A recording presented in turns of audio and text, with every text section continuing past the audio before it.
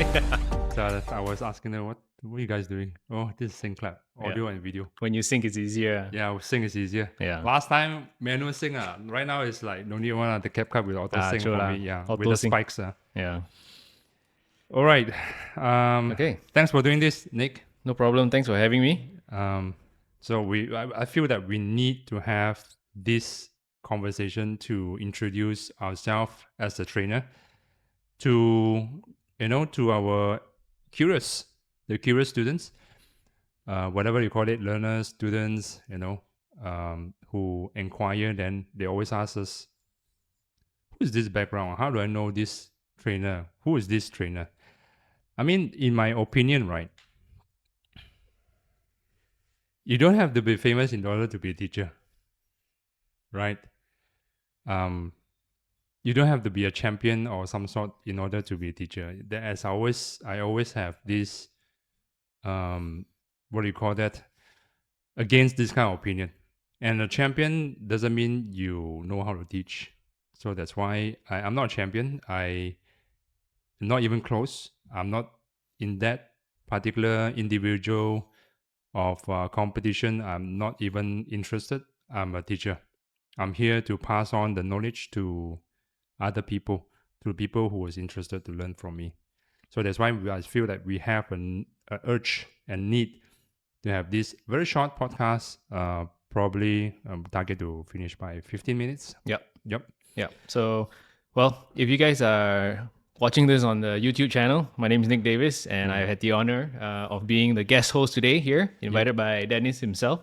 So, in the next 15 minutes or so, we're gonna, take a deep dive into the world of Dennis Hew, and we're gonna you. find out, what is it, about the coffee world, and what is it about pulling the perfect shot, and what it really takes to be a great barista. And Dennis here. Again, I cannot emphasize enough. Thanks, man. Yeah, Thanks no for problem. doing Thanks for this having for me. This is fun. You- Yeah. You're the only one that is free and on the weekday. Well, freelancer, so it's that's how it is. All right. Okay, cool. So Let's dive in, man. Yeah, Dennis, just take us back all the way to the beginning. Every coffee has someone always have their own journey. So what's yours? What got you hooked on coffee in the first place? I started my journey as a barista when I was in sales. I believe that time back in year 2012, I believe, or 2011. It was 14 years ago. So I was in sales, in telco, corporate staff.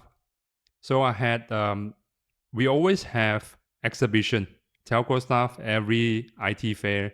If you are in that era, PC fair, IT fair, it's twice a year. So we, as an executive, we have to go there and support our dealers as a telco principal.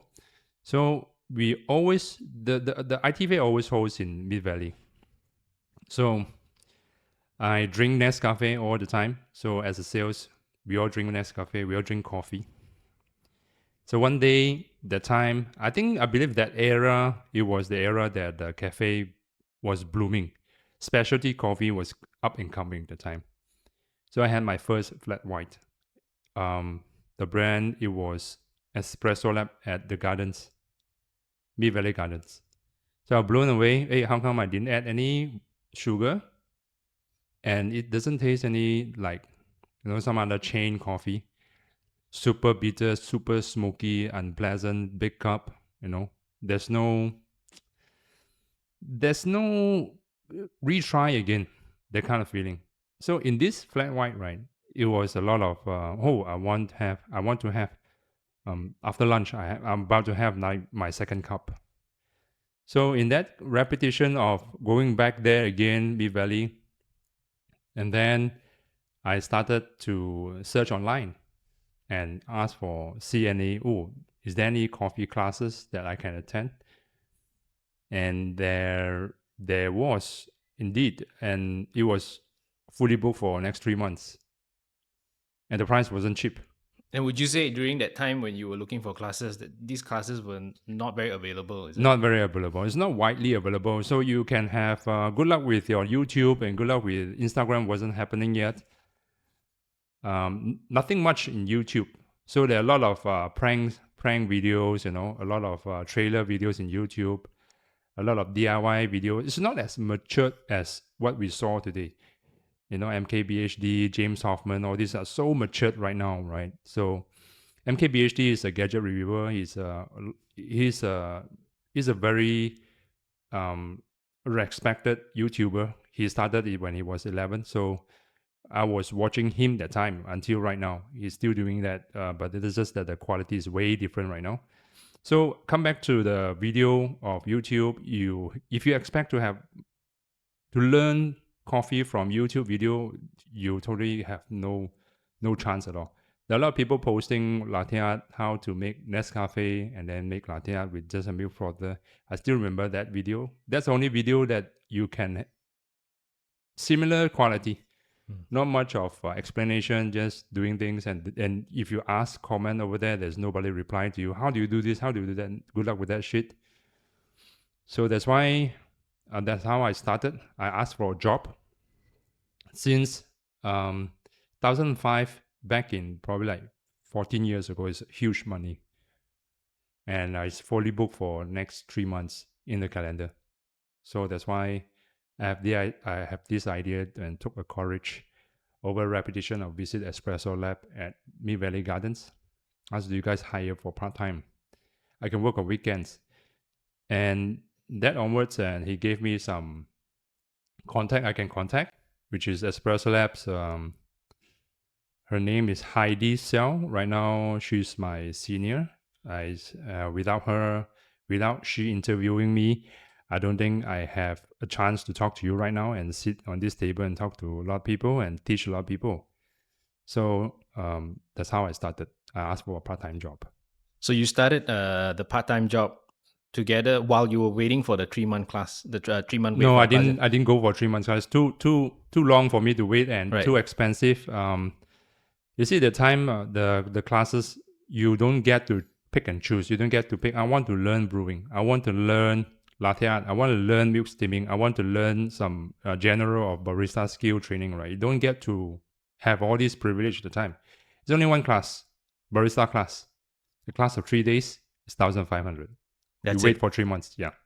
Right. Yeah, I still remember that. Yeah. So would you like compared to today and the amount of classes that's available in the market, it's very big difference, I would say. Huge difference right now. The I believe the industry is big, had a big shift in compare 13 years ago. And the education is different right now. We are pretty much shifted according to YouTube of what the coffee influencers are doing. And also with that being said, the products are designed based on their opinions as well.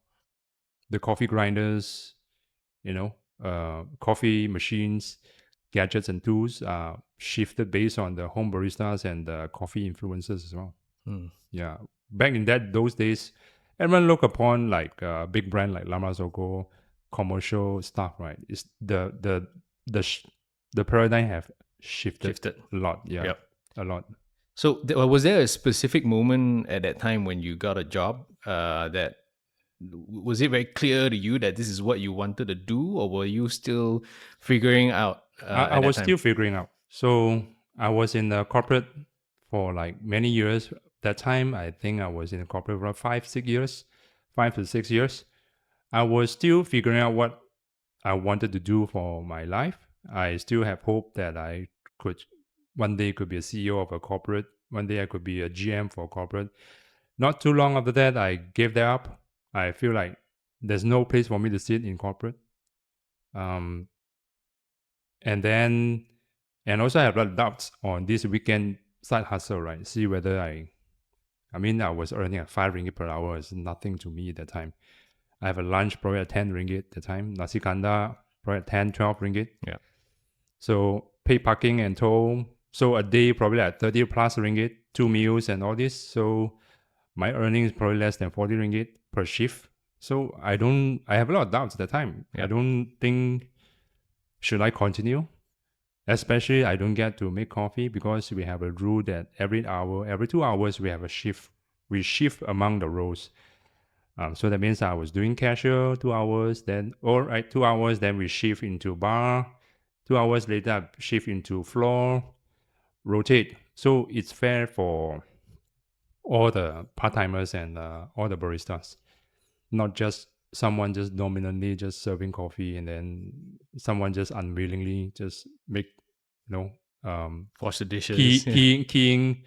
keying orders and taking Yeah. orders and washing cups and saucers and stuff like that. Yeah.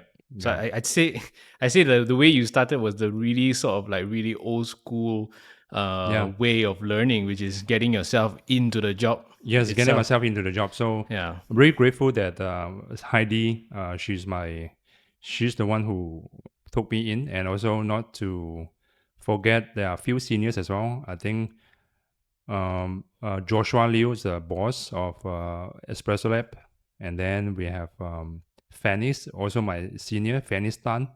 So all these people are the one who put a very good start. They didn't start with toxic culture. You can't do this, you can't do that. They were very encouraging for me to, you can try this filter coffee, V60. This is called V60 coffee, black. You have to try this. If you love expensive coffee, you need to try with this one. So, but that time I'm not really, I'm not the person who drinks black coffee.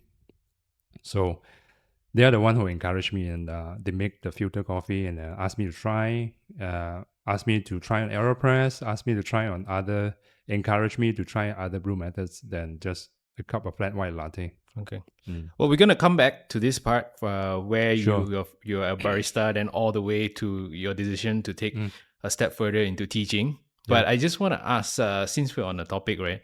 How important is it that the culture and the environment? How important it is that it to shape someone's learning? Because I know everybody have a different way of teaching. When you Yeah. were in Espresso Lab, there were seniors taught it Yeah. a different way, and now as a trainer yourself, you teach it a different way. How important is it that the culture does it affect the student a lot? Yeah. I think when I was in Espresso, I don't think I was taught formally. I don't think the coffee education at the time is that formal.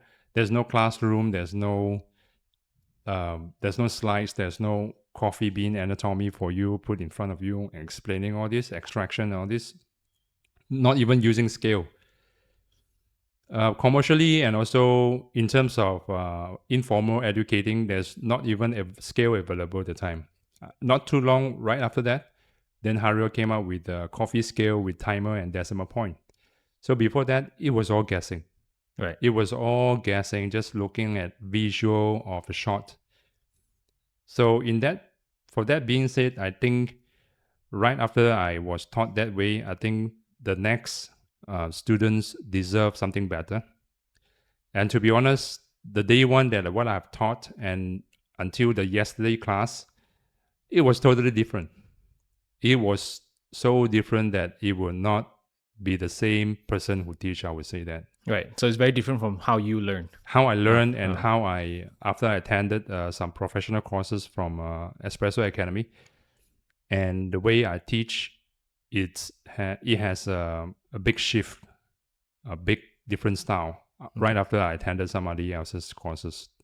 So that's why a course is always keep my mind open to attend some professional courses, so that I get exposure and get inspired to improve my teaching techniques and skills.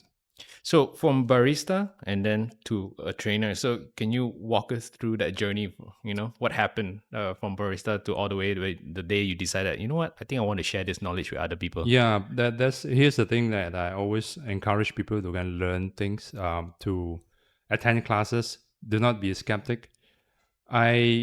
The reason why I started this education business, right? It's purely because of I was stuck at the same place, same people, same coffee, same machine, same tools for the past probably like 4 years.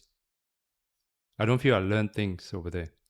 Not to be disgraceful. Not I don't mean that. I'm grateful that the RGB coffee has brought up this opportunity to me. Although they wasn't involved. They wasn't involved in terms of how to start a class, what is the syllabus. They don't involve in those. But the reason why I started, because I wanted to quit from a part-time job. 4 years of staying the same thing, right? I don't get to learn more. I was teaching the newbie baristas more, part-timers, how to pull shot, how to steam milk. So I was thinking that I think I don't need this part-time money. Like I mentioned just now, right? I have a lot of doubts. Should I have this job to stuck for work 7 days a week? I have no weekend time. I do not have movie time, you know. And in the end of the month, I only get probably 180 ringgit for the paycheck, 150 ringgit for a paycheck. Should I quit? So I had a lot of doubts. So, and also I feel like for the past 4 years working over there, I was thinking, I don't get to learn much. So that's why I told my ex-boss Lee, I want to quit. Then she stopped me through text.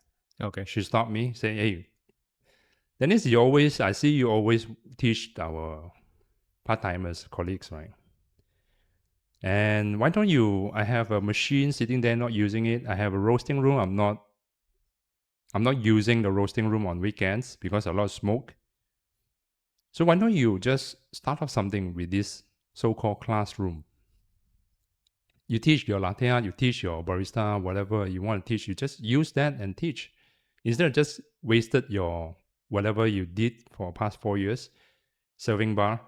So that's how I have this idea To start teaching. to start teaching. And the machine over there is the first machine we're using. Right. You know, opposite the machine. Yeah, the one where you guys use for Yeah, latte 7 art years class. ago. Yeah, so 7 years ago, used to belongs to RGB Coffee, Oh, but eventually I bought it over, and because of for sentimental sake, yeah. it was underappreciated over there. So Yeah. it was sitting in storeroom for like collecting dust for past 4 years. Yeah. So when I saw it, damn, this is my first love. Yeah. I started from this. I cannot let this thing just sitting over there and do nothing, right? Yeah. So I brought her back over here, Yeah. and then I start using it again as a teaching tool. Yeah. So that's how I started this business. So you were teaching in RGB's room. Yeah, That's in where the room. Yeah, in the room. In the room. For how long until you step out there and then started this school here? I started attaching to them, so that means they if I want to collect any fees, so they are the one who collect for me. Okay.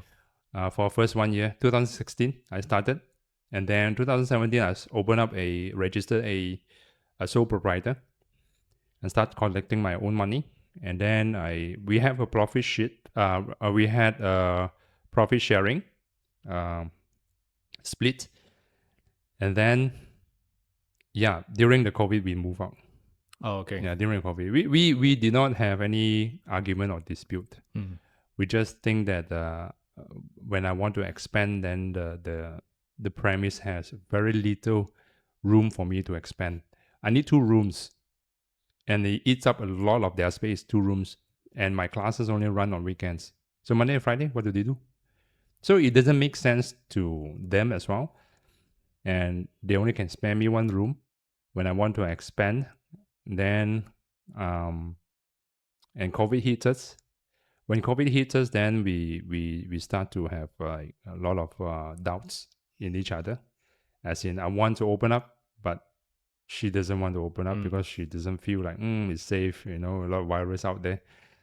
So on the other hand, I collected somebody else's money and then start being chased by students. And when are you open up? Can I get my refund? This and that. So that's why I quit and move along. I see. Yeah. So in your whole journey, all the way taking you all the way from barista, all the way coming to having your own school here, for say what 10 years already? I mean, you were saying about 2015, 16, 16, yeah, 16, about 9 to 10 years. Yeah, 9 years plus. Yeah. Through your classes and teaching so many students, what do you think separates a decent barista from a great one? And when you're teaching, how do you bring that mindset into your class? I think a lot of people thought barista just in charge of making drinks and coffee. That's the biggest false impression. That also lead a lot of people start to being selective on their tasks. This is not my role. That's not my role. I don't blame them. So when someone wants to be a barista under my care, under my training, so first thing I will have to tell them there's something you need to know. You have to wash toilets. You have to clean the grease trap. You have to wipe table. That's more important than you making coffee, because I would say 60% of the workloads coming from all these washing toilets, mopping floor, sweeping floor, all this in a commercial environment. Of course, if you are a home barista, who cares, right? You just Yeah. do what your own thing, right? But if you're training for a commercial Yeah, environment, if you are training, then you want to shift your career into commercial barista, then this is something you need to know. So a lot of people, they don't really know about this. They're not aware, and they're not aware the machine also need maintenance, need cleaning. So they were thinking, oh, just like Instagram, right? So chill, making coffee, make the best, and then I compete, and then I have all the glamorous status. It's not Yeah. that. It's not that. There are so many people couldn't make it. There are so many people they make it, but there are more people who couldn't make it because, after they enter this kind of career, they only realize, This is not something that they I need to actually clean want. grease trap. Yeah. Oh, okay. The most disgusting thing ever Yeah. in my entire life. It's like cleaning a what do you call that? It's like cleaning a shithole. So for some of Yeah, us who don't, in who's listening, who not very sure what a grease trap is, can you tell us more about that? grease trap, that means it's something you're commercially, if you want to apply a license, per Niagan, that means business license. Yeah. You're required municipally, from municipal like DBKL, MPBJ, and SB, what do you call that? MPBJ. You're required to install grease trap under your basin. These are where all the used oil goes. Yes, Yeah. all the whatever you want to dump in, right? Yeah. You trap underneath, and then for once a week, you need to clean up. You need to use a rubber glove, get your hand dirty, take out all the grease trap. You don't wear a mask. If you don't wear a mask, you might vomit. Yeah. That's serious. So that's called grease trap. So it's requirement from the municipal, not because the boss want to, but it is requirement from municipal, or else they will not approve your license, your business license, your premise business license. So that's the thing that is the most disgusting as a barista. But besides, if you check all these lists, right, you feel like you're okay, right? I think you're good to go. I think you can do very well. If you don't mind to be the one who wash the grease trap, to wash toilet, to be humble enough to wash toilets, to be humble enough to wipe table, no matter what age you are, no matter what kind of status you are, you're still doing all this. You Yep. don't mind, and you don't mind making coffee. You don't mind to service people. I think you'll be doing very well. It's the mindset that It's a mindset, it's yeah. So a lot of people, I hate this. Fuck it, man. Like, salary is not that high. I'm gonna wash grease trap and toilet.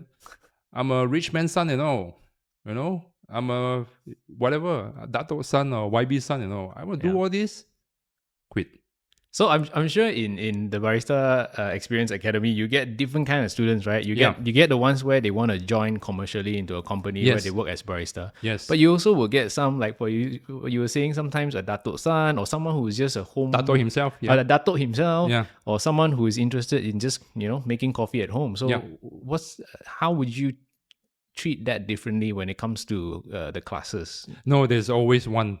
I treat this place is like monastery. There's no hierarchy. The only hierarchy is me. Okay. Yeah, you listen to me. Yeah, you listen to me, What man. Dennis says. Yeah. is What I king. say is makes sense, one. Yeah. Yeah, what I say is makes sense. I don't sugarcoat it. I Yeah. don't scare you off. Yeah. What I say is makes sense. But would you train them differently though? Because they No. come from a different direction. No, I even trained one of the main bank's daughter. Yeah, she came with bodyguard and PA. Oh wow. I even okay. trained that. It's still the same. I don't really care what is your background. You are here to seek for knowledge. I'm here to provide. I don't care. Even if Tunam is here, there's no extra good service. Everyone is good service. Yeah. I have to be honest with you. Everyone, I treat all the students in a good service way, the best that I could capable of. I don't treat someone better than this because she's pretty and because she's a Dato or she's a YB son, or I don't care, man. Don't play all this in my school. Right. It doesn't work. Yeah. I have a lot of Dato students right after he finished my class, my course, and then I found out he's a Dato. Yeah. Oh, He owns this building. right. He owns that building. He works in the big telco company as is stated in the website as well. Yeah, but he doesn't behave as so when he comes for classes. That's why you wouldn't have known. He's not. No, he still behave like a student because he feel like he's not as in this particular term, in this particular industry, he's not really fluent. He still needs to listen to me. Because why he listen to me? Because the way I teach, it makes sense. The way I teach, it works for them. It works for most people. So, from my own experience, for you guys who are listening, I'm also a student here, Yep. under training Yep. by Dennis. That's how we know each other. That's how we know each other. And I've always, well, actually, one of the things that I really draw me to this place on IG was the way you set up the class, because it doesn't look like a classroom. Yeah. It just look like a science lab. Yeah, over here right now in this picture, in this video, right now we're in the classroom right now. Yeah, we're in the classroom, but it doesn't look like a conventional classroom. Was that a conscious choice to make it like that? You see, when I first moved in, it was all fluorescent white lights. Yeah. So it was separated. There's a plaster wall over here. It was separated. But it was all, I can show you some photo later, but it was all, it's 360-degree different. But it was conscious decision to not make it seem like a classroom. Yeah, I have a lot of comments from ladies. Okay. Usually ladies are very sensitive to all this. Okay. So I have ex-students come and visit me. Hey, something wrong with your light, and it's very burning. It's like it's very sharp to my eyes, you know. I see. So you just improve it along the way. Yeah, along the way. From the I said, feedback, "Oh, maybe it is." Okay, it's great now. It's like warm. If you guys are, I know some of you guys are listening, cannot see this, but if you check it out on YouTube, this place is very warm, very cozy, Yo. very nice to have. Yo, I need to tell you something, man. What's that? We forgot to turn on the light. It's okay. I So don't how- mind. It's okay. Just leave this recording for 10 seconds. It's fine. Okay. I will just cut short later. Oh, okay. No need to restart, right? You just realized.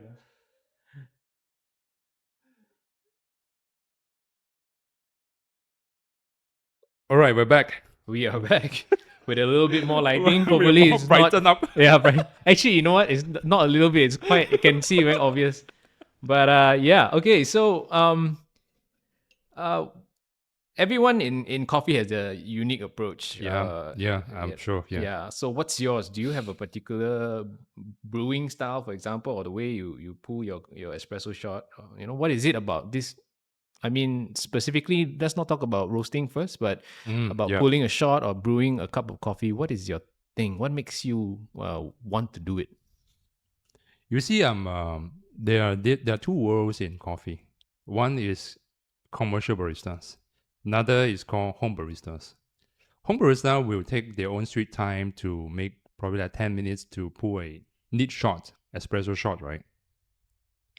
Grinding, grooming the puck and this and that. So 10 steps before they tempt the coffee, who the God knows whether it works or not.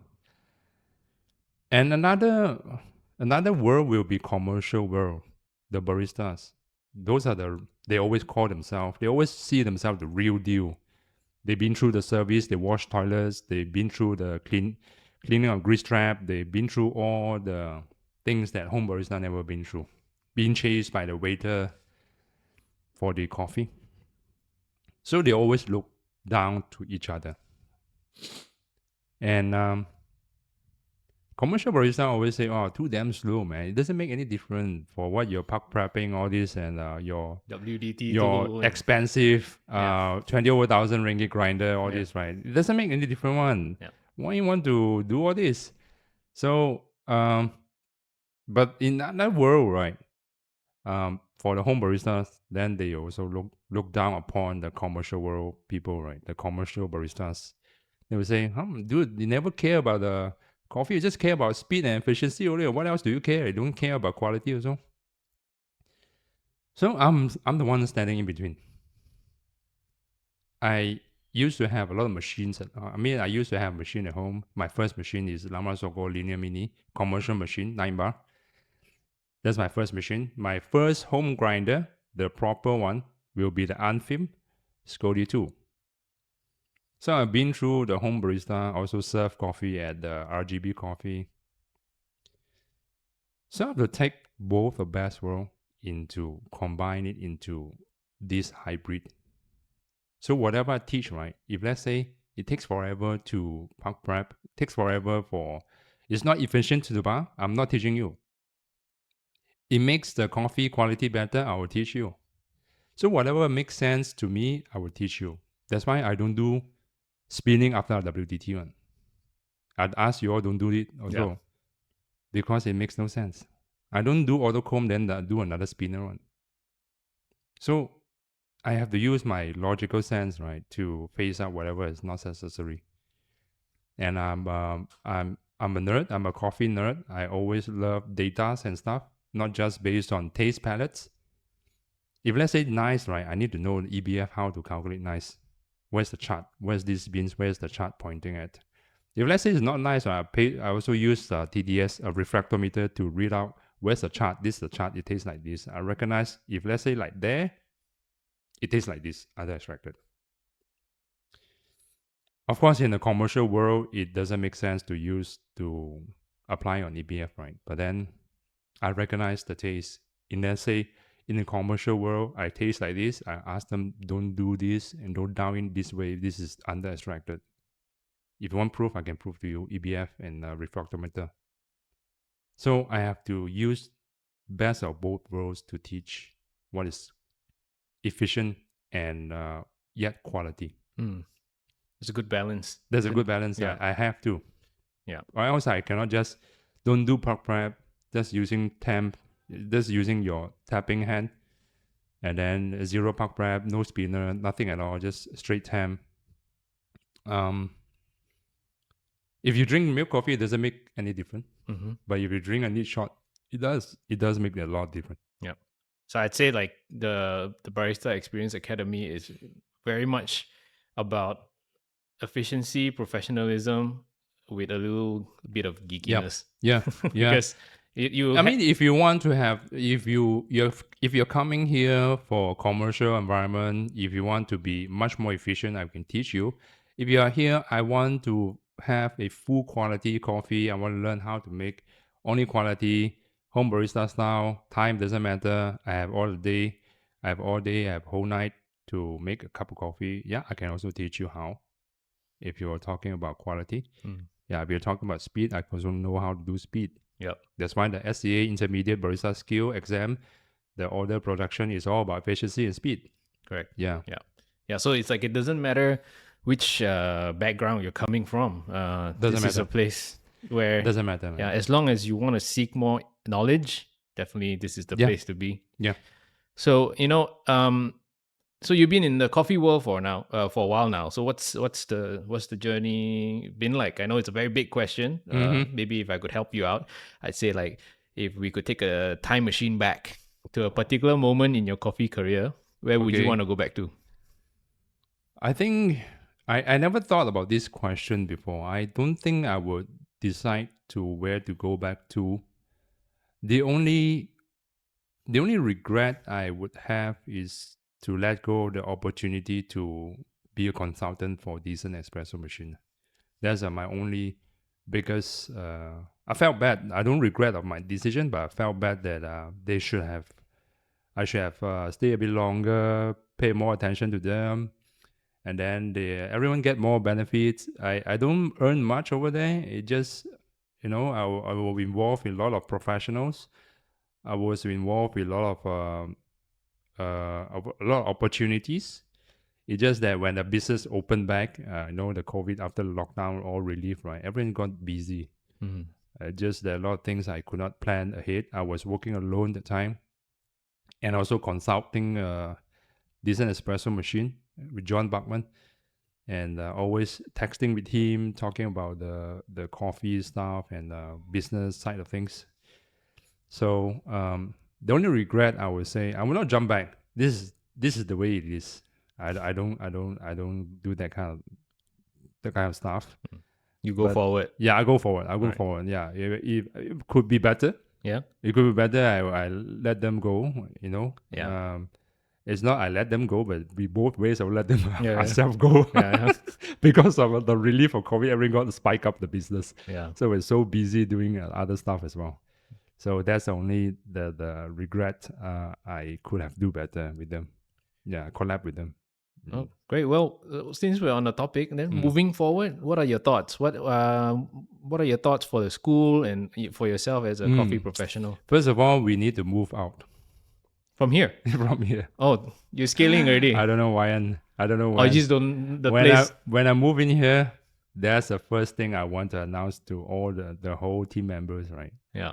we are not here forever. One, Right. it doesn't look like we are here forever, but we're here for 4 years. I always want to have my own place to serve coffee, so that not because I want to. Coffee is very profitable or margin and stuff. No, it's about I can teach better with the extra arm of hospitality. Hmm. I can teach better. I can create a better syllabus, teaching students how to serve coffee. Yeah. Because that's How the real to, life. their real practical experience. Yeah. So that's what they crave for, and can hire better people, and have better work traffic flow. Everything will be better, and the capex and opex will be also significantly increased. And but I only thought about this the whole time. Only one thing is my main concern. It's for the benefit for my teaching for the students. Yeah. So a lot of not a coffee school in this world. They do have practical training. So that means you are sitting here in classroom. Let me teach you. Do some practice. Then exam over. Done. Bye bye. Right. Yeah. No real life experiences. No real life experience. I need to teach hospitality. I need to teach people how to greet people, how to take order, what you need to do. So by the time they want to look for a job, right? If I cannot hire them, I'm sure they're ready to be hired by someone else. I'm sure a lot of people start knocking my doors. Right now, a lot of people are knocking my doors already. Do you have people? Yeah, but it's so I personally feel it's so important, especially when it comes to if you're gonna be in this service line, to know how to service people. I mean, Yeah. that's the main thing. That's the main thing. You can learn your skills making coffee and stuff, but at the end of the day, it's your relationship with your customers, right? A general never been to war and general been to war is different type of people. Sorry again. A general. Oh yeah, Yeah, a general been to a war. and the one. A general never been to a war is all about strategy. It's different type of people. You get different respect from lower ranks. Yeah. Yeah. From a general been through a war and survived the war, and general never been through a war. Yeah. So I always want my students to be those people who've been through the war and been there and made it, and then they can have a better future, and I can ask for a better salary for them because I trained them. They paid me to train them, and they've been trained, and then they are a better person. And then I can know this kind of people, they are high salary. You have to pay them high salary. You don't pay them low minimum wages because they paid me and be trained. And right now they To are a certain standard. Yeah, they are disciplined.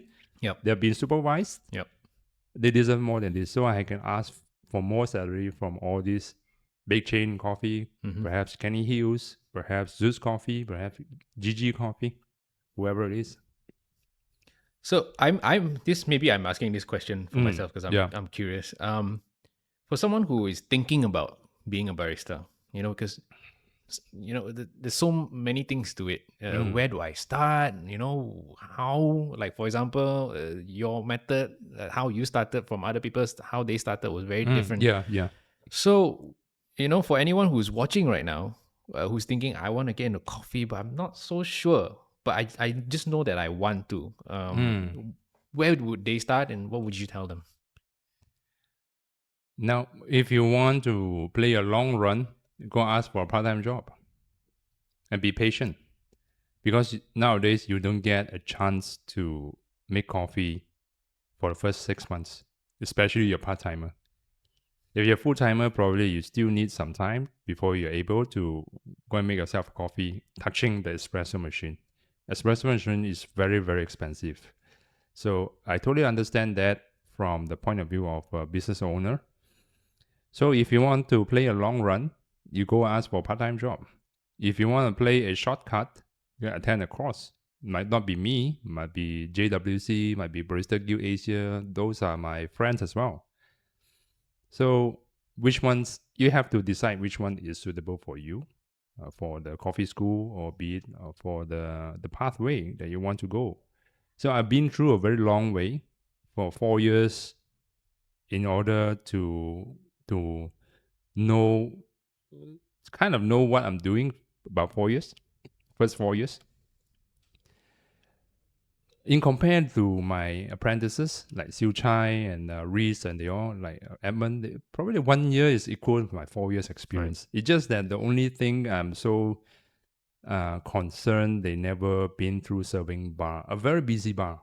That's why it's my obligation to get it set up in near future, so they all will need to have all this practical experience. They need to tell people the maximum how many cups of coffee they make before, so that they can. It's a selling point for them. It's a also. selling point, and they gain more respect from students, the future students, right? So for me, I served bar for like first 7 years. I was completely serving bar, and then and also I started my business and at fifth year of serving bar.